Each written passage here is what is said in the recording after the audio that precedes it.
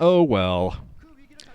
So, okay, the Spire is up, and now Action, he has a couple of options about what he can do. He can try to expand again, get lucky as far as that goes, because Bisu is going to have a pretty strong ground army out soon to take down a brand new base. Got the High Templar out already.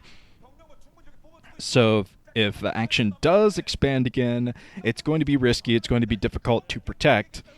But he really does need to establish some kind of a macro advantage, and that's going to be difficult without taking his fourth base now, because Bisu working off these two bases is about to be very, very powerful, and he's about to find out why, because Bisu is not even waiting on a huge Dragoon army. He's pushing out right now with just High Templar.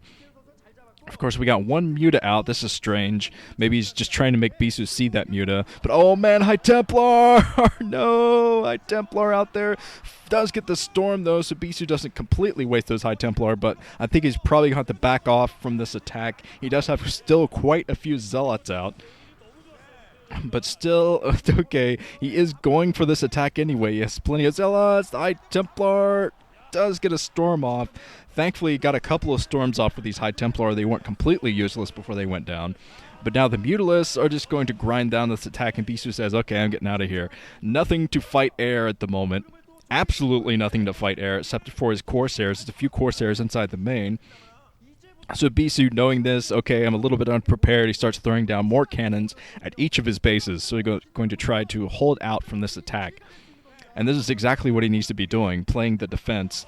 But oh man, we're High Templar being sniped. That was a nice storm there, even though it was over both of the High Templar. He managed to morph into an Archon to save them from their own storm, and got a nice long storm on those Mutas, so those Mutas aren't going to last too much longer, especially if they take an Archon splash or something.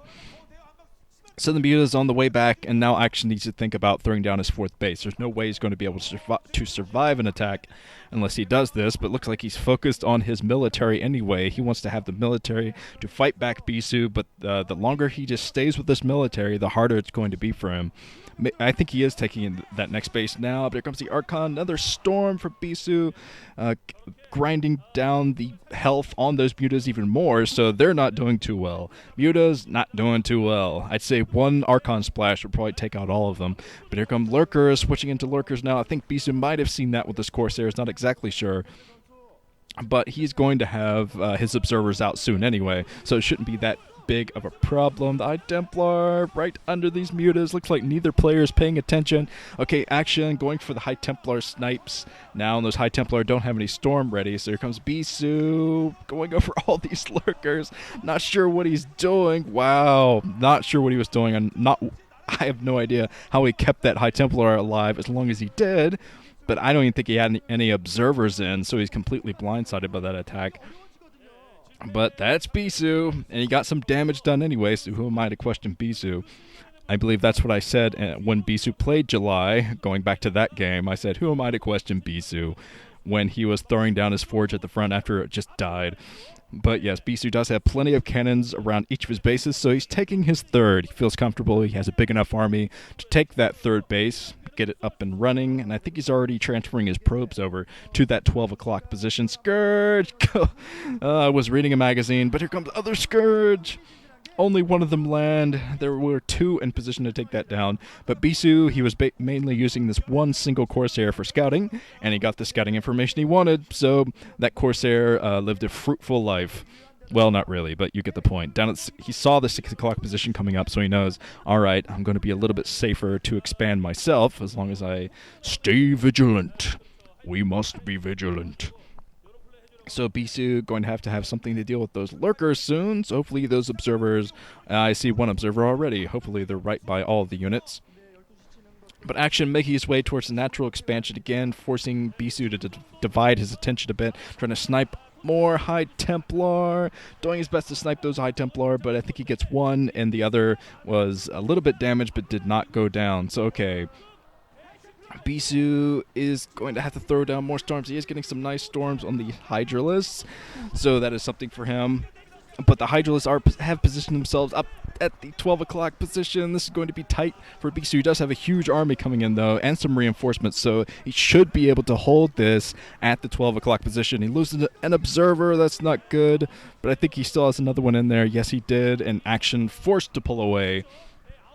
So Action knows, you can kind of see it on his face, like, I can't let this third base come up, especially considering I'm still at 4 bases. I mean, Zerg should be about 5 bases over at Protoss third these days. Nice storm from Bisu, a huge clump of Hydras. It's completely melted there by that storm. So Bisu going to hold his own at his 12 o'clock base. And Bisu, because he did that nice storm, because he fought back that attack, he feels comfortable of expanding at the 2 o'clock position. I already see him throwing down buildings up there, most likely a pylon. Yes, he is throwing down the pylon at the 2 o'clock position. So Bisu going to take his 4th already, feeling comfortable having defended his 3rd base at the 12 o'clock. So now Action going to have to get some kind of damage done. Most likely he's going to switch into somewhat of a drop strategy. He already has his Overlord speed, so all he's got to do is work on that drop. Bisu taking out the Scouting Overlord at the 2 o'clock position, but that Overlord did see the Nexus coming up. So if Action wants to take that base down, he's probably going to wait until the Nexus warps and warps in. It makes a popping noise and then it warps in. Don't question my methods, but once that pops and warps in, he's going to probably try to take it down while the defenses are slim. But Bisu holding his own by the 2 o'clock position. He's running back and forth between the 12 o'clock and the 2 o'clock, knowing his army is strong and he will be able to protect those bases as long as he keeps his wits about him, knows which base is being attacked at each time. So, okay, Action's still at 4 bases. He needs his 5th soon, but looks like he's focused on his military to take out a base. Huge amount of troops out for Action, but if he tries to tackle the Protoss army head-on, he's not going to last too long. Like I said, I think the best course of action would probably be a drop at this point. Plus, he could escort the drop with his mutas and be able to take out a lot of production buildings, especially if he goes for that main. I don't think Bisu has some very nice scouting to the south of his base, of his main base. So he probably could come in from the south, do a drop on the production buildings to take that out. But let's see what Action decides to do. Action's still flying around with these mutas. I'm surprised they stick in the mutas this long because they might just be completely stormed. But he is going for the High Templar, sniping the High Templar. Another nice couple of storms on those mutas, though. 3 storms hit the mutas.